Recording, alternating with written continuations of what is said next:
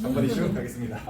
이제 의대 증원 시작일 뿐이라는 말씀을 좀 드려야 되는데 약간 정치적일 수 있습니다. 저도 이제 정치 얘기를 웬만하면 안 하고 싶은데 지금 현실이 주식 가격이 오르고 떨어지는 것보다 더 중요한 거는 지금 요 문제라고 저는 개인적으로 생각을 하고 있습니다. 양해를 먼저 부탁드려야 될 거는 저는 이제 한 걸음 떨어져서 제3자 입장에서 바라본다고 생각을 하고 있지만 아마 느끼기에는 왜 이렇게 의사 편을 들지? 라고 생각이 드실 수도 있다고 생각을 하고 있습니다. 그래도 나름의 최대한 중립을 지키려고 생각하고서 자료를 준비를 했으니까 오늘 양해를 조금 해주시면 감사를 드리겠습니다. 이번에 2월 6일날 보건복지부에서 2025년부터 의사를 2,000명을 증원을 하겠다고 합니다. 그래서 지금 의대 정원이 5,000명이거든요. 5,000명인 의사가 2,000명을 증원하면 거의 40% 정도 정원이 증가된다라고 말씀을 드릴 수가 있겠고, 의사들은 이제 집단적으로 그거에 반발해가지고 내일부터 병원 떠난다고 했는데 제가 19일에 만들었으니까 20일부터 떠났고, 지금 이제 대학병원 전공의의 80%가 지금 사직서를 다 냈어요. 사직서를 다 내가지고 지금 다 진짜 현장에 의사가 없습니다. 현장에 의사가 없는 상황이고, 그러다 보니까 이제 환자들도 지금 우리 다 죽어나가고 있는데 5개월 전부터 예약을 해가지고 기다리고 있는데 의사가 없어가지고 수술 못하고 어쩌고 그런 얘기가 많이 되고 있고, 실제로도 그걸로 인해서 고통받는 사람도 우리 주변에도 있을지도 몰라요.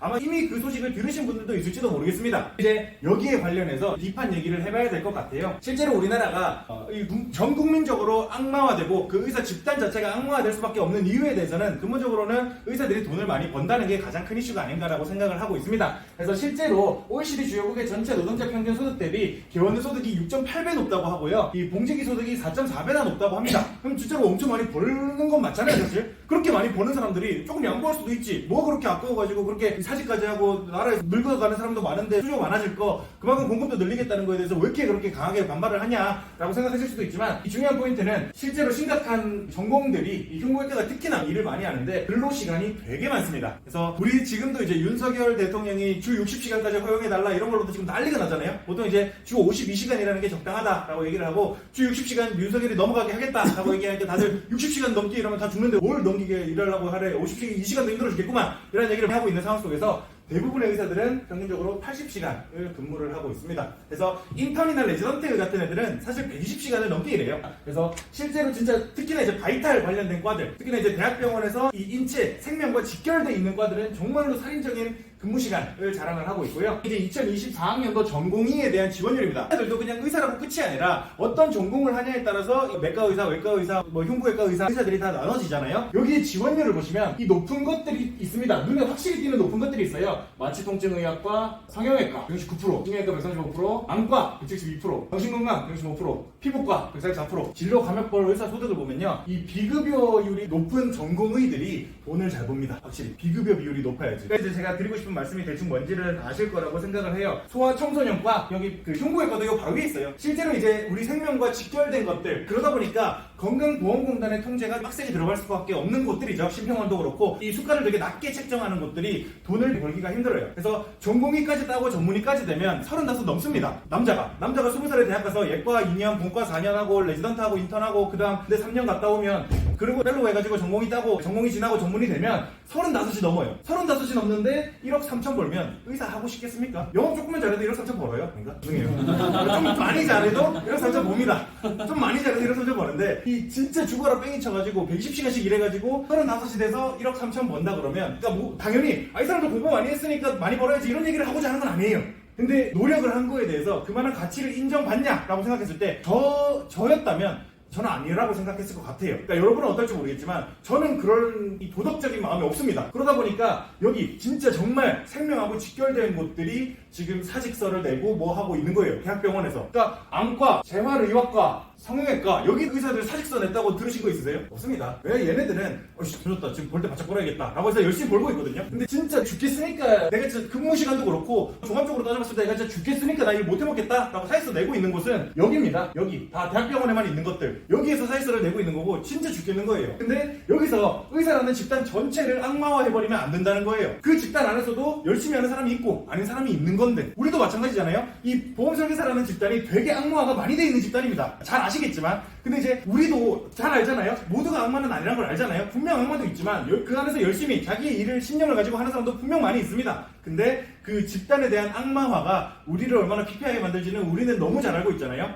그러다 보니까 요거에 대해서 한 번쯤은 생각을 해봐야 될 문제가 아닌가라고 저는 바라보고 있습니다. 그래서 공급을 늘리면 되는 문제 아니냐. 지금 의사가 돈 이렇게 많이 벌고 국민들이 지금 수요는 많아지는데 공급이 떨어지는 걸 생각하면 의사 수를 전체적으로 많이 늘리면 되지 않냐라고 하지만, 그러면 이제 의사 늘리면 여기서 어떻게 될까요? 요게 200%가 되겠죠. 요게 300%가 되겠죠. 그러면 여기는 그럼 여기도 갈 거 아니냐? 나 같으면 안 합니다. 여기 가느니 그런 문제들이 발생할 수가 있다는 거죠. 그래서 우린 진짜 이 문제에 대해서 집단에 대한 악마화를 할 게 아니라, 의사라는 집단을 하나의 단체로 볼 게 아니라 각각 다른 사정이 있다는 거에 대해서 한 번쯤은 생각을 해봐야 되는 거예요. 우리는 문제를 해결해야 되는 거지 우리의 분노를 표출하는 게 중요한 게 아니라는 겁니다. 요거에 대해서 한 번쯤 생각을 해봐야 될 텐데, 근데 이제 여기서 문제가 뭐냐? 그럼 근본적으로 이 문제를 해결하려면 어떻게 해야 되냐? 근본적으로 요거에 대한 수가를 정상화를 해야 된다라고 말씀을 드릴 수가 있겠습니다. 우리 진짜 생명이 직결된 거 돈 비싸게 받아야지. 그래야지 의사들이 돈도 벌고 자기들이 그걸 일할 역량이 더 생길 거 아니야. 근데 그러면 어떻게 되냐? 우리 건보료가 미친 듯이 올라가겠죠. 정부가 또 그렇게 할 수 없는 이유이기도 합니다. 우리 지금 안 그래도 2009년부터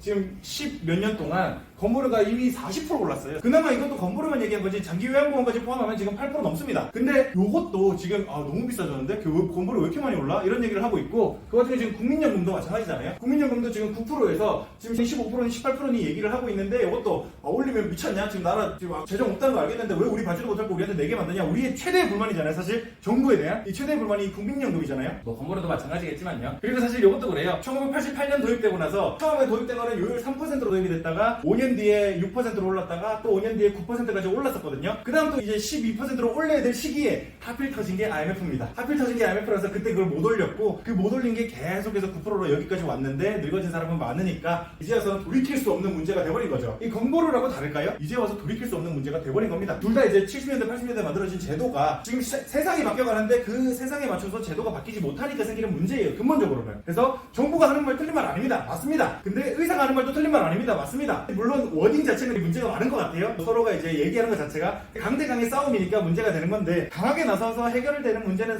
없잖아요. 사실 내가 진짜 나 하나도 연구 못해 이래서 해결되는 문제는 없는 건데, 지금 정부와 의사가 둘 다 너무 강한 모습을 보이는 게 안타깝군 생각이 든다라는 말씀을 드릴 수가 있겠고, 그래서 여기서 누구 하나 양보하면 문제가 해결되냐? 안 됩니다. 뭐 국민한테 더 물릴 거야? 지금 내일 모레 총선인데? 당연히 안 되겠죠. 그래서 여기서 뭐랄까 문제를 해결할 수 있냐? 저는 못합니다. 돌이킬 수 없어요. 우리는 지금 지옥으로 가는 급행열차를 타고 있어요. 타고 있는데, 거기서 이제 우리가 할 수 있는 최선의 방법은 우리의 그 에어백을 하나라도 더 준비를 하는 거겠죠. 그래서 답은 뭐다? 그냥봅니다. 여튼 그렇습니다. 또 한 가지 심각한 문제는 이 군대 병역 판정. BMI를 16 미만 35 이상을 군대 보낸다 해서 15 미만 40 이상을 제외하고는 다 군대 보내겠대요. 그래서 내가 얼마 전에 기사를 본 게, 이 우크라이나 포로로 잡혀갔던 사람이 키 190에 57kg까지 살이 빠졌대요. 이 사람 한국에서 군대 갑니다. 이게 한국의 상황이에요. 이게 BMI가 지금 15.7인가 나오거든요. 군대 갑니다. 한국에서는. 우리나라 병역 상황이 지금 이 정도로 심각한 상황이라는 거예요. 군대 갈 사람이 없습니다. 여긴 다 갔다 오셨지만 진짜 군대 갈 사람이 없어요. 신검 받을 때만 해도 저랑 같이 신검 받은 사람이 6, 70만 됐어요. 지금 신검 받는 사람 애초에 30만 정도밖에 없던데, 근데 5년, 10년만 더 지나봐요. 30만도 안 됩니다. 20만 될까 말까 할 거예요. 이 더 심각합니다. 지금 그런 상황에서 지금 이러고 있다는 거예요. 고령화라는 문제는 정말로 이 나라를 진짜 망하게 하기 일보 직전의 문제입니다. 일보 직전이 아니라 이미 망하고 있어요. 돌이킬 수 없어요. 그냥 급행열차를 타고 있는 거예요. 그냥 떨어지고 있습니다. 근데 거기서 우리의 완충장치를 최대한 잘 마련하는 게 중요하겠다라고 말씀을 좀 드릴 수가 있겠습니다. 당일 정 드리자면요, 최근 정부에서 25학년도 입시부터 의대 정원을 2,000명 지원하겠다고 발표를 했습니다. 의사 집단은 반발하여 집단 파업 및 사직, 정부는 업무명령 위반 시 면허 박탈 등 매우 강경한 내용을 하고 있고요.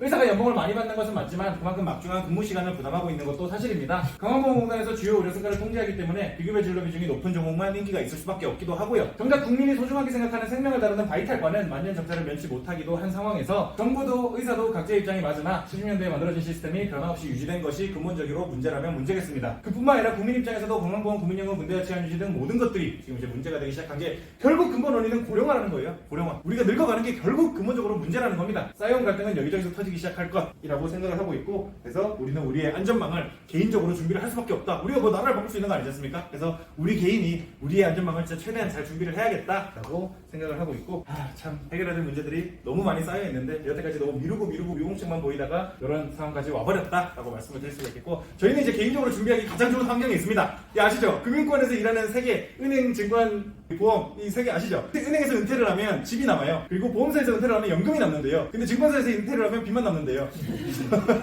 저희는 이 연금을 남기기 가장 좋은 환경에서 일을 하고 있습니다. 여기까지가 제가 이번 주에 준비한 이슈였고요.